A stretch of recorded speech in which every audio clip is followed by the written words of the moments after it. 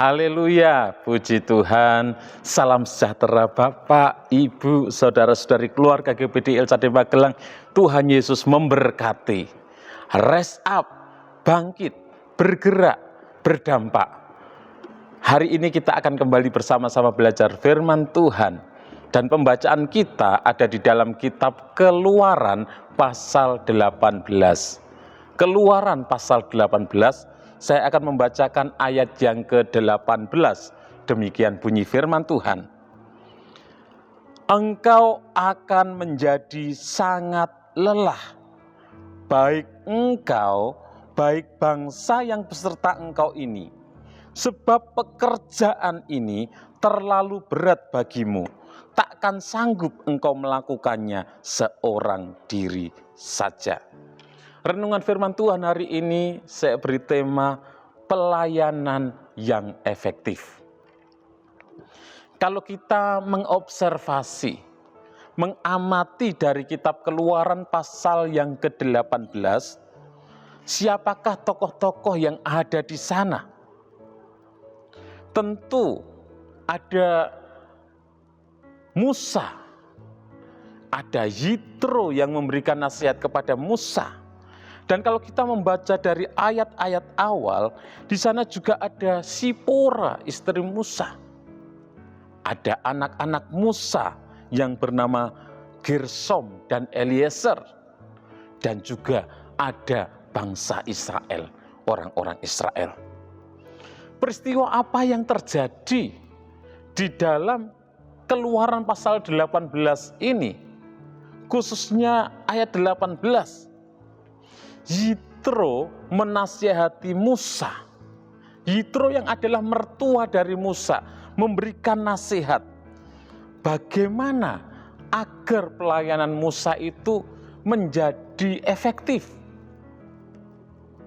Kita semua tahu Musa adalah seorang pemimpin besar. Musa memimpin jutaan orang Israel keluar dari tanah perbudakan Mesir. Tetapi dalam Keluaran pasal yang ke-18 ini ada sesuatu yang menarik. Bahkan seorang pemimpin besar pun tidak bisa salah strategi di dalam memimpin. Yitro melihat bahwa Musa sedang memikul beban yang terlalu berat dan berkata kepada Musa dengan bijak, pekerjaan ini terlalu berat bagimu, tidak dapat engkau tangani seorang diri. Ini bukan hanya soal nasihat manajemen, tetapi ini adalah prinsip rohani yang sangat dalam. Hari ini kita akan belajar bahwa keberhasilan dalam sebuah pelayanan bukan karena kita mengerjakan semuanya seorang diri. Tetapi ketika kita taat kepada prinsip Allah tentang kolaborasi dan pendelegasian tugas. Dalam Keluaran pasal 18, Musa sedang menjadi hakim seorang diri, menghakimi seluruh umat Israel.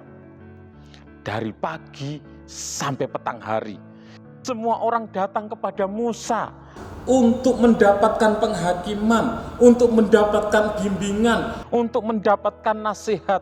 Yitro mertuanya memperhatikan dan memberikan nasihat, memberikan masukan agar pelayanan Musa itu menjadi lebih efektif. Yitro menyarankan kepada Musa agar mendelegasikan tugas-tugas tertentu kepada orang-orang yang cakap dan hanya menangani perkara-perkara besar dan rumit. Itulah yang harus ditangani oleh Musa, perkara yang besar dan rumit saja. Kalau perkara-perkara yang biasa didelegasikan kepada orang-orang yang dapat dipercaya tentunya. Pelajaran yang kita dapatkan tentunya, yang pertama, melayani sendirian menimbulkan kelelahan dan kejatuhan. semua dikerjakan sendirian akan mengakibatkan capek. Kalau semua dikerjakan sendiri, mungkin semua bisa dilaksanakan, tetapi tidak akan bisa maksimal karena konsentrasinya, perhatiannya, pikirannya terbagi-bagi. Seandainya seorang gembala di gereja mengerjakan semuanya sendiri, khotbah, pimpin pujian, berdoa, ngatur sound system, bersihkan gereja, semua dikerjakan sendiri, tidak akan maksimal pelayanannya itu. Dan ini berbahaya kalau seseorang mau mengerjakan semuanya sendirian. Kenapa? Karena kita bukan Superman rohani. Tuhan tidak pernah merancang sebuah pelayanan dikerjakan sendirian. Kelelahan fisik dan mental dapat membuat kita kehilangan fokus dan kita akan mudah jatuh di dalam pencobaan. Pelajaran yang kedua, Tuhan merindukan pelayanan yang terstruktur dan terdistribusi.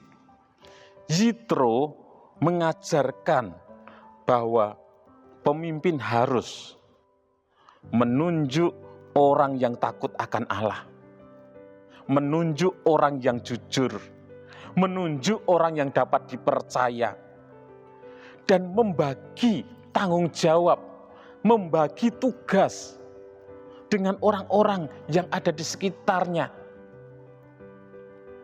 Tidak dikerjakan sendirian semuanya. Memberikan kepercayaan, ini adalah prinsip kepemimpinan Alkitabiah. Yang selanjutnya, mendelegasikan bukan tanda bahwa kita lemah, tetapi menjadi tanda bahwa kita itu dewasa rohani.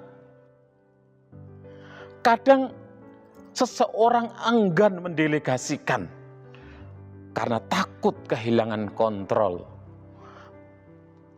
rasa bangga kalau bisa mengerjakan sendirian, semua dikerjakan sendiri, rasa bangga. Kalau bukan saya, nanti gagal. Kalau bukan saya, nanti tidak akan berjalan dengan baik, dan lain sebagainya. Kadang kita enggan mendelegasikan karena tidak percaya bahwa orang lain dapat melakukan hal tersebut. Namun justru pemimpin sejati adalah yang melatih dan mempercayai orang lain untuk bertumbuh. Dan bersyukur di gereja kita GBD LSAD Magelang, Ibu Gembala begitu luar biasa memberikan kesempatan kepada yang lain untuk bersama-sama melayani, mendelegasikan tugas-tugas, membagi tugas-tugas, tidak mengerjakan semuanya sendirian. Karena beliau menyadari semua tidak bisa dikerjakan seorang diri. Aplikasi dalam kehidupan kita, Bapak Ibu yang dikasihi oleh Tuhan, Bapak Ibu Saudara yang dipercayakan mungkin menjadi pemimpin di komisi atau pemimpin di dalam pekerjaan, di sebuah perusahaan, jangan melakukan semua pekerjaan sendirian. Kalau melakukan sendirian, maka kita capek, akan letih. Tetapi latih orang-orang yang di sekitar kita. Libatkan orang-orang yang ada di sekitar kita. Berikan tanggung jawab kepada orang-orang yang ada di sekitar kita. Bagi Bapak Ibu Saudara, jangan hanya menjadi penonton. Kalau kita dipercayakan tugas, dipercayakan pelayanan, diberi tanggung jawab, terimalah dengan rendah hati dan semangat melayani. Lakukan dengan tanggung jawab, dengan sebaik-baiknya. Di dalam rumah tangga, jangan takut melibatkan anggota keluarga dalam tanggung jawab. Anak-anak pun bisa belajar memikul beban bersama. Jangan semua orang tua, cuci piring orang tua, cuci baju orang tua, nyapu rumah orang tua, ngepel rumah orang tua, masak orang tua, semuanya dikerjakan orang tua. Bersihkan kamar, bersihkan meja, lap kaca, nyiram tanaman orang tua. Anak dilibatkan. Supaya kita tidak terlalu capek dan pelayanan pekerjaan menjadi lebih efektif. Mungkin anak diberikan tanggung jawab untuk nyiram tanaman setiap hari. Yang satu diberi tanggung jawab untuk menyapu. Pekerjaan akan lebih ringan. Tuhan Yesus pun tidak melakukan semua pelayanannya sendirian. Yesus memilih 12 murid, mengutus mereka, dan setelah Yesus bangkit dan naik ke surga, Yesus mempercayakan misi besar kepada murid-muridnya. Di dalam Matius 28 ayat 19-20 tentang amanat agung adalah bentuk delegasi terbesar di dalam sejarah gereja. Jadi dalam Keluaran 18 ayat 18 adalah peringatan sekaligus solusi.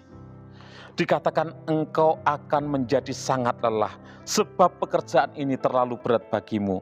Mari kita tidak melayani sendirian supaya pelayanan kita menjadi lebih efektif.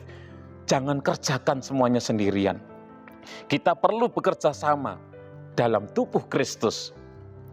Pendelegasian bukan hanya strategi manajemen. Itu adalah bagian dari ketaatan kepada rancangan Allah bagi gerejanya. Pelayanan yang efektif. Pelayanan yang dikerjakan bersama-sama. Bukan dikerjakan oleh satu orang saja. Tuhan Yesus memberkati. Terima kasih kepada Bapak Ibu Saudara yang sudah dengan setia mengikuti Renungan 79. Kiranya menjadi berkat bagi kita semuanya. Bagi Bapak Ibu Saudara yang ingin didoakan dengan pokok doa tertentu atau ingin menyampaikan kesaksian, dapat menyalurkan melalui chat WhatsApp di nomor 0813 2742 0088. Mari kita berdoa. Terima kasih Tuhan, Engkau Allah yang begitu luar biasa. Engkau Allah yang memberikan teladan kepada kami. Engkau Allah yang mengasihi kami umat-umat-Mu, supaya kami tidak kelelahan, supaya pelayanan kami menjadi lebih efektif. Engkau mengajarkan supaya kami bekerja sama satu dengan yang lainnya, supaya kami tidak mengerjakan segala sesuatunya seorang diri, tetapi memberikan kepercayaan dan melibatkan orang-orang di sekitar kami. Berikan kepada kami hati yang mengasihi Engkau, hati yang mau melayani Tuhan, sehingga kami boleh bersama-sama melayani Engkau. Memberkati seluruh umat-umat-Mu dimanapun mereka berada. Berbahagialah kami keluarga GBD Il Shaddai Magelang yang tahu bersorak-sorai, ya Tuhan, kami hidup dalam cahaya wajah-Mu. Karena nama-Mu kami bersorak-sorak sepanjang hari, dan karena keadilan-Mu mereka bermegah. Dalam nama Tuhan Yesus Kristus kami berdoa bersyukur. Haleluya. Amin.